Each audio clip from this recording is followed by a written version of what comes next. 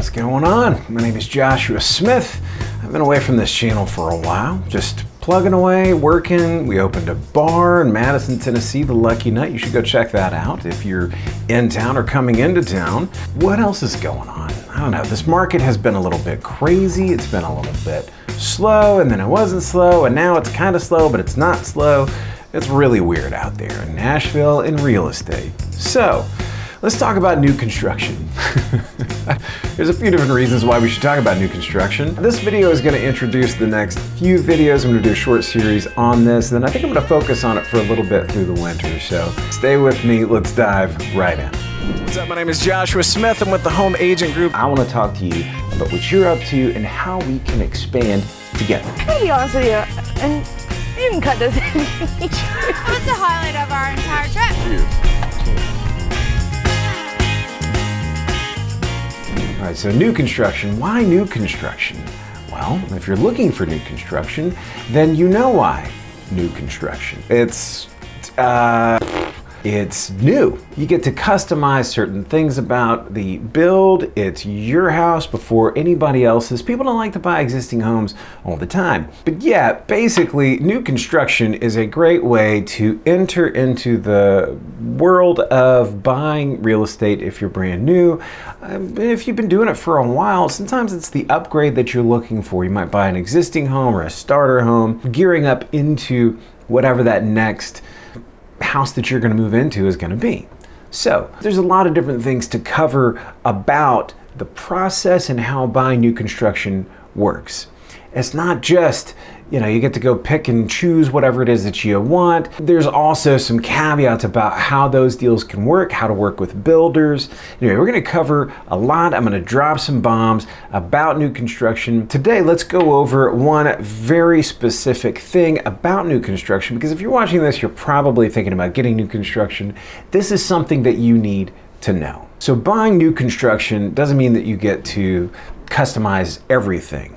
If you've been through this process even as a shopper before, you know that you have to pay for upgrades, right? There's going to be elevation costs for what the house looks like. There's going to be luxury costs for upgrades for certain types of countertops, certain finishes, even the windowsill, just getting like that window treatment and not just a drywall finish for the windowsill. It can cost money.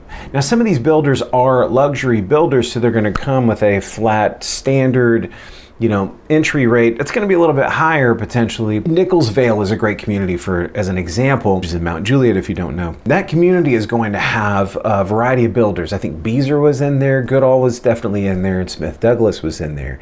There might have even been another one because they went through different phases, kind of an interesting mishmash, and I guess maybe that doesn't happen that often actually. The point is, Goodall built these luxury homes, and then literally across the street you'll get, this is a good example. It's a 2,300 square foot, 3-bed, 3-bath, and the one across the street is a Smith Douglas. It's a 4-bed, 3-bath. It's 2,100 square feet. It's just a little bit smaller, but it's got 4 bedrooms. What does that mean? Bedrooms are probably a little bit smaller. The ceilings aren't quite as high.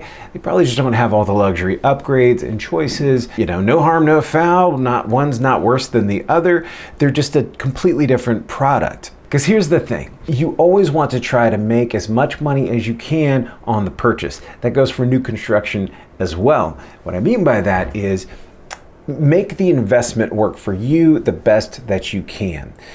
I've run into situations with builders where my client has had something agreed to them verbally, and then later down the road, maybe it kind of shifted or got, caveats put on it and pigeonholed into one thing.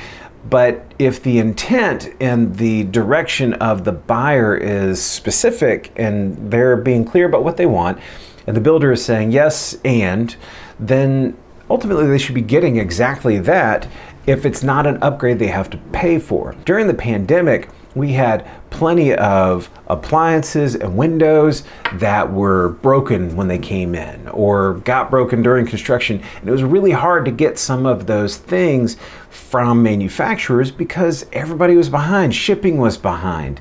I mean, I don't know if you remember, but the Port of Los Angeles was shut down for like months.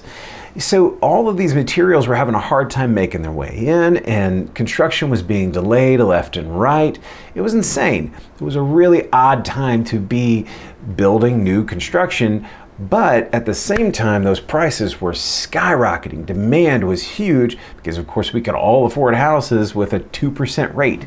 So how does that impact your purchase, and how does that impact the upgrades that you may or may not choose? How does that impact your relationship with that builder? Well, it shouldn't impact what you get, but it can impact some of the expectations and timelines. But that kind of situation, I mean, if the builder says they're going to put in a different stove than was on your selection list as a part of the base package, if it's not a better stove, don't let them give you something that's not as good as what you should be getting based on the contract. It's there, it's in black and white. Here's the thing, some people don't think that they have those options. They have the option to say, builder, no, I want this. You can. Now, that brings me to another point, which I'll bring up way later down in this series, but having an agent involved in new construction is paramount. Your buyer's agent can help negotiate all of these points, can help to make sure that you're getting everything that you've asked for and everything that they've promised, and help you to understand all of these little nuts and bolts and details. So I'm not going to get into all of that right now, but this is one point, if you're looking for new construction, that you need to know up front. Just because you didn't pick all the upgrades doesn't mean that the builder can slack on the construction or in the communication or whatever. They shouldn't be prioritizing clients and buyers based on how much they're paying.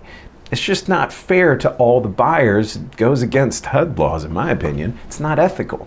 And I'm not saying that I see builders treating people differently, but I do see builders try to push off certain concerns of buyers based on the fact that, not because they didn't pay for certain upgrades, but based on whatever factors there may be. You should never feel like you're pigeonholed into getting something that is less than what you bargained for. So that's your first bit of information. The next few videos, we're going to cover some specific communities that I like for very specific areas or purposes, like 55 plus communities. I've got a couple of really good ones that I like. We're going to focus on one. I've got some luxury home builders that are just unique to Nashville. And then I've got a couple of just communities that I have sold or am selling some homes in that I think are worth paying attention to because they're unique for the areas that they're in. So I hope you'll stay tuned. We'll have a few more of these videos in this brief series, so be on the lookout. Again, my name is Josh, and I'll see you in the next one.